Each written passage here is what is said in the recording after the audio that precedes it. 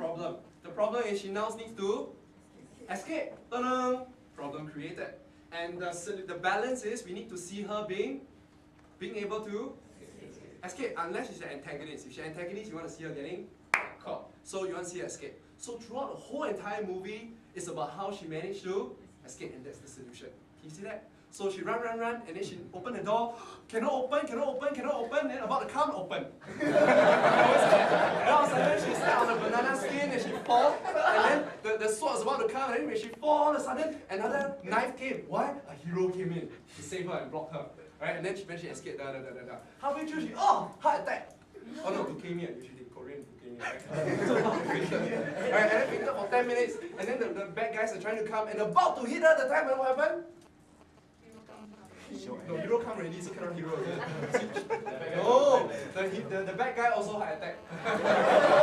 But can you see what I'm coming from? So, nearly get caught, luckily never get caught. So the drama keep going on and going on, and I tell you, as you can tell, this is a horrible Korean movie. But I guarantee you will want to watch it all the way to the end. Because human beings are like that, they need to know.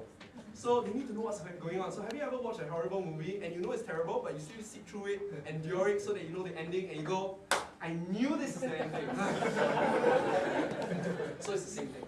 What if I tell you that you can create a presentation that has that kind of effect? Right at the start, you set the problem up, and all the audience are like, give me the solution, give me the solution. And the solution is your whole entire presentation. At the end, you feel, nice ending.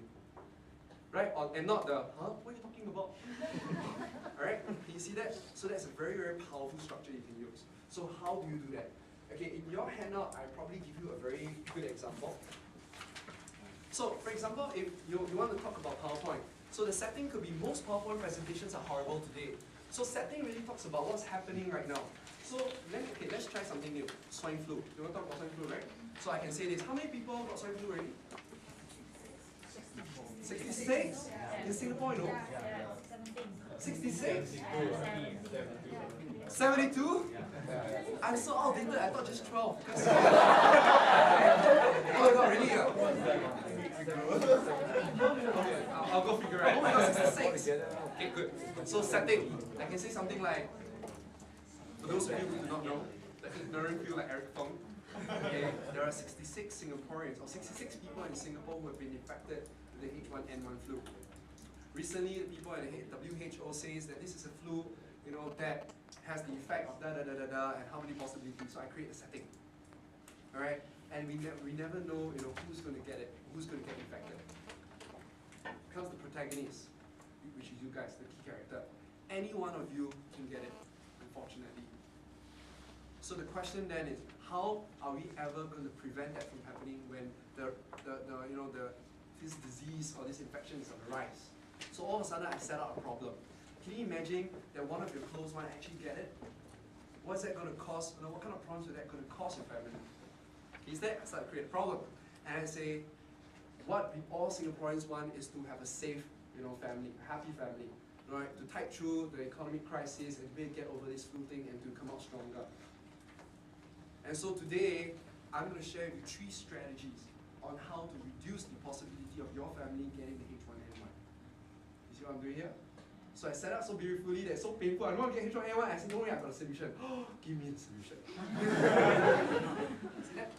And if you realize today, when I started, do I immediately go to, okay, I'm going to teach you 7 things about how to do well in public speaking.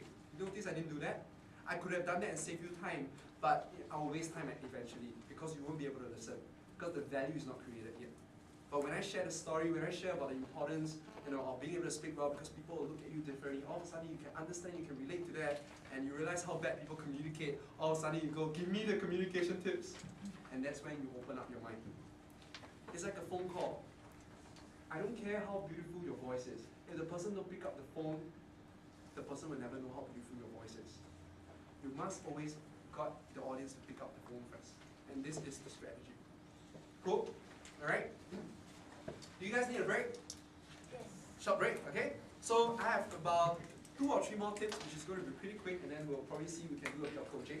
Alright? Can you guys stay until 9:30? Can? Anybody got a problem with that? No? Got? Alright? Okay, no, great. So right now it's around 8:40. Can we take a quick 5 to 8 minutes break. Quick one. Alright. Now, some of you have asked about the FAQ book, so why not I just let you all know first, okay? For those of you who have not get the FAQ book, what's very interesting, let me share you good news. You guys are my first group of audience that I'll be sharing with on this news. I'm going to launch a second book pretty soon, after 2 years. Sorry, being lazy. The second book is going to be coming out soon. A reason why we're coming out with a second book is because in the first book we managed to cover 75 questions that we got from the audience. Unfortunately, some of you know, actually I got about 200 over questions. And so I'm going to pick the other group of questions on top of all the questions that you come up and then put it on the second book. The second book, I'm going to focus quite a bit on PowerPoint. I'm going to focus quite a bit on psychology of your audience and also humor. So for those of you who are interested in being able to make your audience laugh for the right reasons, meaning to say not the, so funny, so lame. Right? It's not laughing at you, but laughing with you. Look out for the book. I cross my fingers. Okay, the book will be out on 22nd August 2009. But the book's not done yet. Still working on the book. Still working on the book. Okay. So these are the last batch of books that we have. And for those of you who have not bought the FAQ book, I give you a hint. Go get this book first, because this book is going to help you get the second book. Okay, at a very huge discount. Alright, so get the first book. The first book will answer 75 of the questions. The focus in this book is in 2 areas. Number 1, stage fright, confidence. So for those of you who have problems with your confidence, you're afraid of how to look good in front of your audience, this is one chapter that we cover.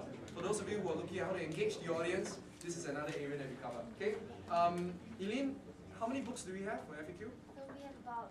Is this all? Yes. Oh, I'm sorry. So this is all we have. Okay, but don't worry. I'm sure the bookstores still have it. I think it's at $20. But today, if you get it, it's at $15. So if you're really interested, I'll be more than happy to sell you the book, and I'll probably be able to autograph the book. I was telling my readers, I say that probably give it 20 years and 30 years, right? The book might raise price a bit, like $1, $2.